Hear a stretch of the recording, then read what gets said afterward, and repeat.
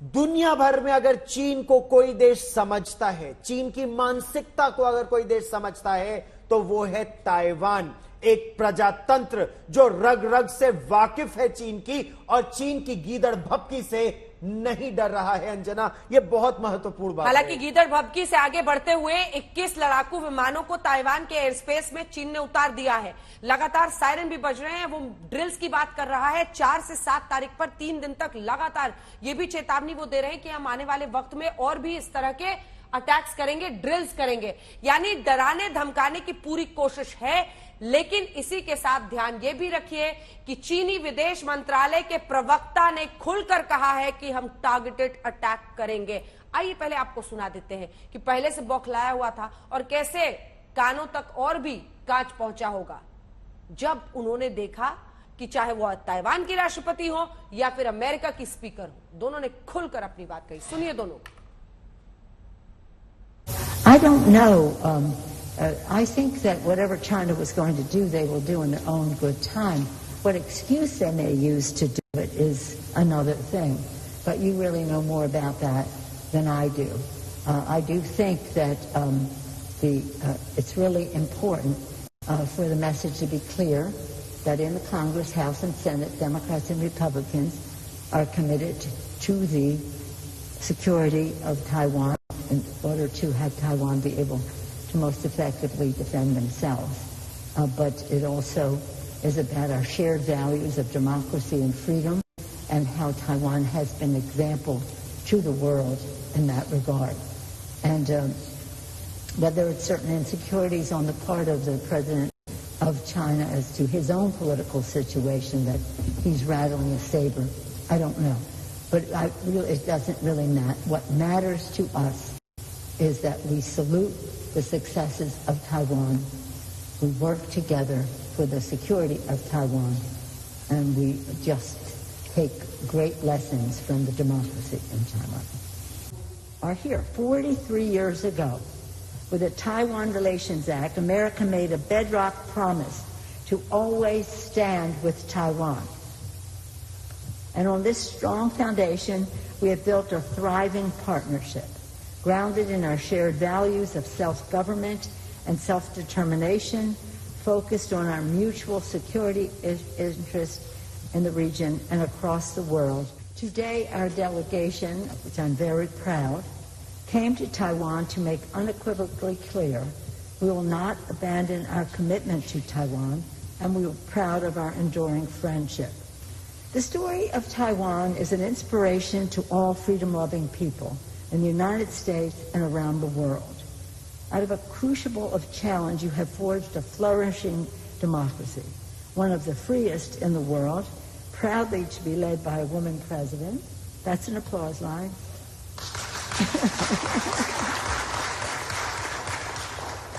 And Taiwan has been an island of resilience in the world. Indeed, the people of Taiwan have proven to the world that with hope, courage, and determination, it is possible to build a peaceful and prosperous future, even in terms of the challenges you face.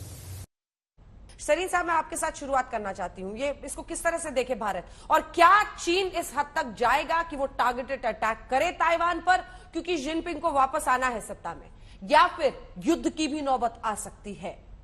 Sushant जी, देखिए, युद्ध की नौबत को आप पूरी तरीके से खारिज तो नहीं कर सकते, लेकिन क्या इस माहौल में जब चीन की जो अर्थव्यवस्था है उस पर वैसे ही एक बहुत बड़ी सेंध लगी हुई है, चीन के जो रिश्ते दुनिया के साथ हैं वो कोई बहुत अच्छे नहीं हैं और खराब ही होते जा रहे हैं, बेहतर तो नहीं हो रहे।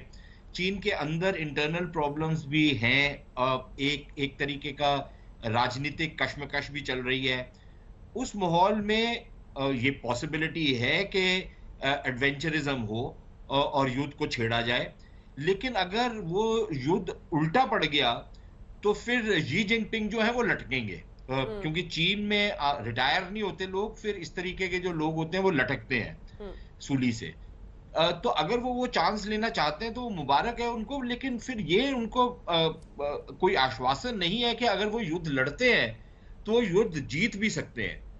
और ताइवान को इतना अंडर एस्टिमेट शायद नहीं करना चाहिए, क्योंकि वो चीन को पहले भी भांप चुके हैं, उनके खिलाफ वो खड़े रहे हैं, डट के खड़े हुए हैं।